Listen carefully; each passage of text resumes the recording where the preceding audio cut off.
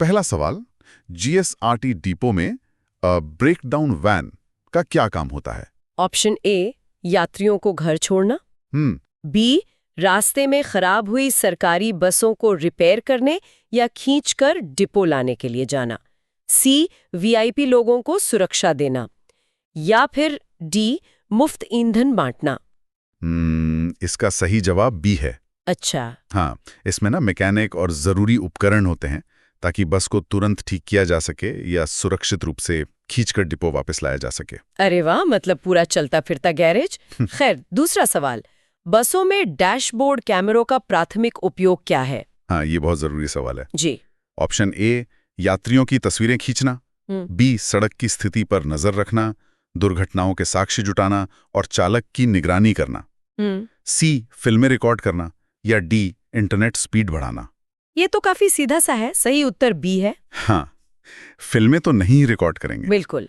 ये कैमरे ना बस के आगे की सड़क और ड्राइवर दोनों को एक साथ रिकॉर्ड करते हैं, जिससे किसी दुर्घटना या विवाद के समय एकदम सही वीडियो सबूत मिल जाता है। सही बात है। अब आते हैं तीसरे सवाल पर, जो मेरा पर्सनल फेवरेट है। अच्छा, बताइए, कंडक्टर बेल का क्या संकेत कोड होता है? ए, 1 बेल का मतलब बस रोकना, 2 बेल का मतलब बस चलाना। बी, 5 बेल का मतलब बस तेज भगाना।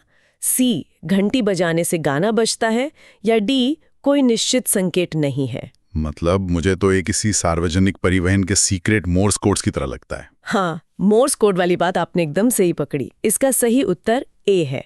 अच्छा, तो 2 घंटी का मतलब पक्का इशारा है। जी बिल्कुल। जब सभी यात्री सुरक्षित बस में चढ़ जाते हैं तो कंडक्टर 2 घंटी बजाकर ड्राइवर को बस आगे बढ़ाने का पक्का इशारा करता है। कमाल है।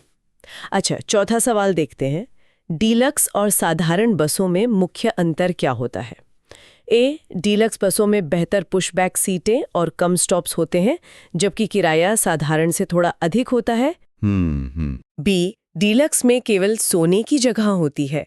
सी, साधारण बसें बिना पहियों के चलती हैं। या डी, डीलक्स बसें केवल हवाई अड्डे पर चलती हैं। ऑप्शन सी तो सुनकर ही हंसी आ गई, बिना पहियों की बस। पर सही उत्तर ए है। हाँ, वो तो है। ये डीलक्स बसें लंबी दूरी के लिए काफी आरामदायक होती हैं और कम जगह रुकने के कारण यात्रा जल्दी पूरी करती हैं। और इसीलिए किराया थोड़ा ज्यादा होता है। बिल्कुल सही। समय बचता है तो पैसे तो लगेंगे।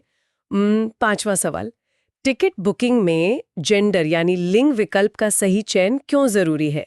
ए, इससे टिकट का रंग बदल जाता है। बी, महिला आरक्षित सीटों के सही आवंटन और सुरक्षा जांच के लिए यह आवश्यक है। हाँ। सी, पुरुषों को आधी छूट मिलती है। या डी, इसकी कोई जरूरत नहीं होती। इसका सही जवाब बी है। मतलब ये मुख्य रूप से सुरक्षा के लिए है। जी, कंप्यूटर इसी जानकारी के आधार पर महिलाओं को महिला यात्रियों के पास ही सुरक्षित सीट देता है, जिससे सफर में कोई परेशानी नहीं होती। तो हर किसी को पता होना चाहिए। बिल्कुल। ए, स्वादिष्ट भोजन और पानी। बी, बुनियादी दवाइयाँ, बैंडेजेस, एंटीसेप्टिक लोशन और रुई। सी, बस के स्पेयर पार्ट्स। या डी, ड्राइवर के कपड़े। इसका सही उत्तर बी है।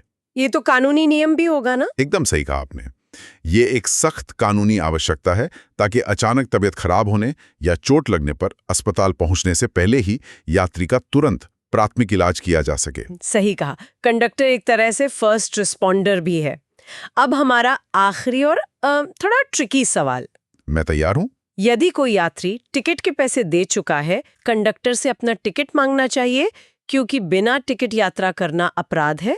सी, बस से कूद जाना चाहिए। या डी, पुलिस को फोन करना चाहिए। इसका सही उत्तर बी है।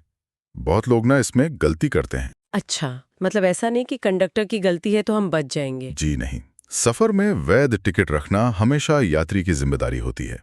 चेकिंग टीम के आने पर टिकट ना मिलने पर जुर्माना यात्री को ही भरना पड़ता है। बाप रे, ये तो बहुत जरूरी बात बताई आपने। तो श्रोताओं, इस रैपिड फायर क्विज से ये तो साफ हो गया कि सार्वजनिक परिवहन को सुचारू रूप से चलाने के पीछे कितने कड़े नियम और व्यवस्थाएं काम करती हैं। बिल्कुल, चाहे वो फर्स्ट एड हो या टिकट के नियम, सब कुछ बहुत बारीकी से प्लान किया जाता है। तो जाते जाते एक सोचने वाली बात, जरा सोचिए, हमारे दैनिक जीवन में और ऐसे कितने छिपे हुए कम्युनिकेशन कोड और नियम मौजूद हैं। हाँ, बिल्कुल। जिन पर हम रोजमर्रा की भागदौड़ में कभी ध्यान ही नहीं देते।